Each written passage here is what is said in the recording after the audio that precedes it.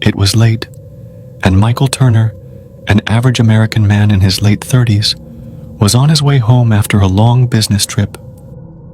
He'd been driving for hours along a lonely, desolate stretch of road that wound through the dark woods of rural Pennsylvania. The road was known for its isolation, and despite the faint hum of his car's engine, everything around him was eerily quiet. It was one of those roads that made you feel like you were the only person left in the world.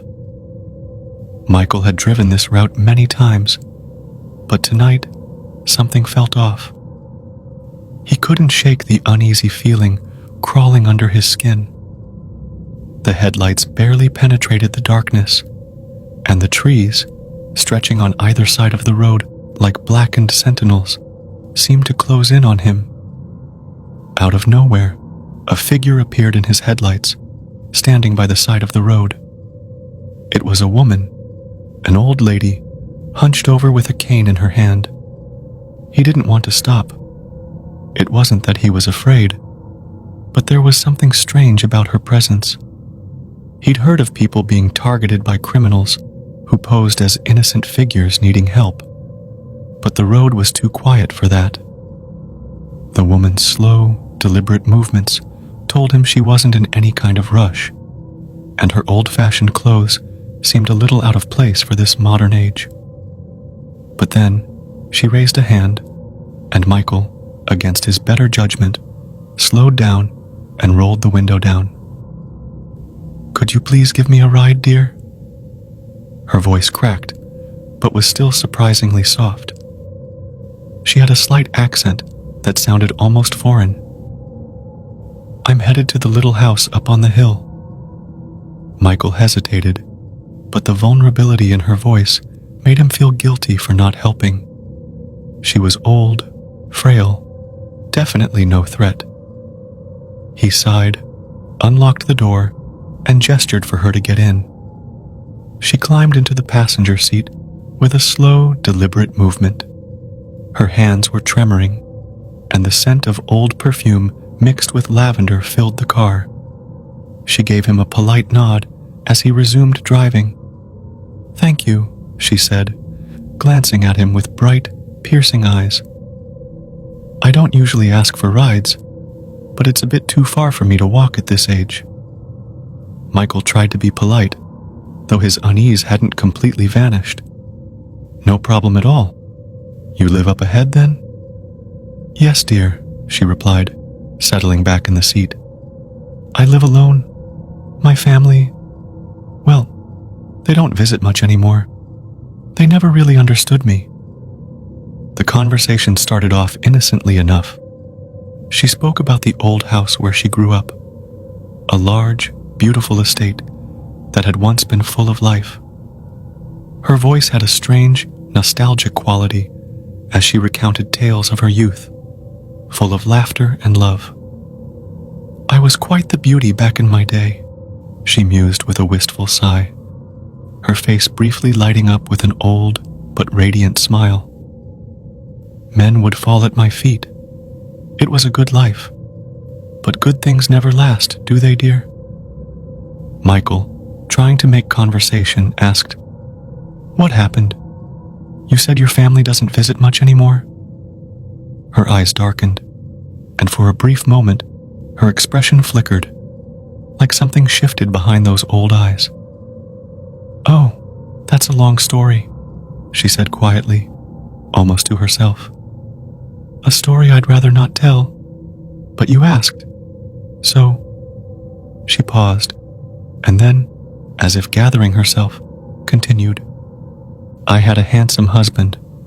He was a doctor, well respected, and I had 2 children, a son and a daughter. We lived in that house, happily. But you see, dear, things changed. People change."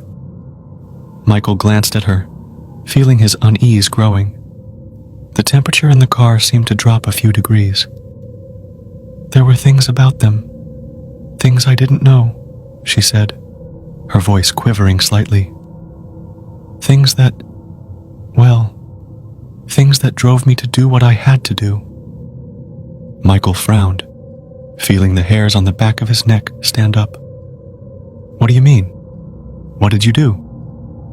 The old woman leaned closer, her breath now cold against his skin.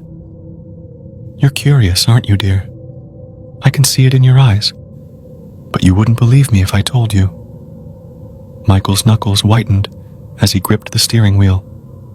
"Try me." Her lips curled into a slow, almost imperceptible smile. "I didn't mean to kill them at first. It wasn't intentional. But, as things often go, life led me to a place where I had no choice." She paused, her hand trembling as she reached up to adjust her glasses. Michael could feel his heart pounding in his chest. The road seemed longer now, the dark woods pressing in on all sides. A chill ran through him, and the car's headlights flickered. "The affair," she murmured. "I found out about the affair my husband had. He was having an affair with my best friend. They were planning to leave me, to take everything from me, the house, the money, the children. I couldn't let that happen, could I?" Michael swallowed, trying to ignore the growing sense of dread. "So, what did you do?" Her smile widened, but it wasn't a smile anymore. It was twisted, maniacal even. "I killed them, of course." Michael's grip on the steering wheel tightened. You killed your family?" She nodded slowly, her face now taking on a strange pallor. "It was necessary. They were better off dead. They didn't deserve to live after what they did to me. I wasn't just protecting myself, dear. I was protecting my legacy. Protecting my beauty." Her voice became colder, sharper. The image of the sweet old lady was starting to crack. Her face began to change. Her once soft and delicate features were now growing hollow and gaunt, the skin sagging, the eyes darkening. "I buried them in the garden," she continued, her voice now low and filled with a chilling venom. "It was a family burial after all, a quiet place where no one would find them. And I lived on. I continued to live in that house, alone, for a long time." Michael glanced over, but the old woman's face was no longer the same. It was rotting. Her skin had become pale and wrinkled, her eyes sunken and filled with malice. Her breath was heavy, her smile grotesque. You're not real, are you?" Michael whispered, his heart racing. "You're dead." Her mouth stretched wider, revealing yellowed, jagged teeth. "Dead? No, dear. Not dead. Never dead. I simply don't leave. Not even for you." The temperature in the car plummeted. Michael's breath came out in a mist. He couldn't focus on the road anymore. His vision blurred as he glanced at her once more, and then the car jolted, the engine sputtering. He slammed on the brakes, but it was too late. The woman's face was now a hollow, skeletal mask, her eyes black voids staring right through him.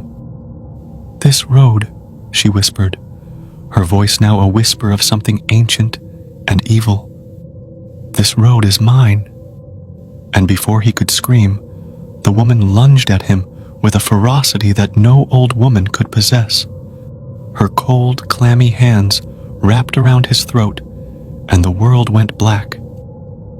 The car swerved off the road and came to a stop in the middle of the dense forest, the headlights casting long shadows over the quiet, deserted path. By morning, the car would be gone. The only thing left on that lonely road was the echo of Michael's scream, carried by the wind. And as for the woman, well, she would wait for the next unsuspecting soul who dared to take the lonely road, offering them a ride, only to claim another life for herself. The road was hers, and the ghosts of her family, now long dead, would never rest.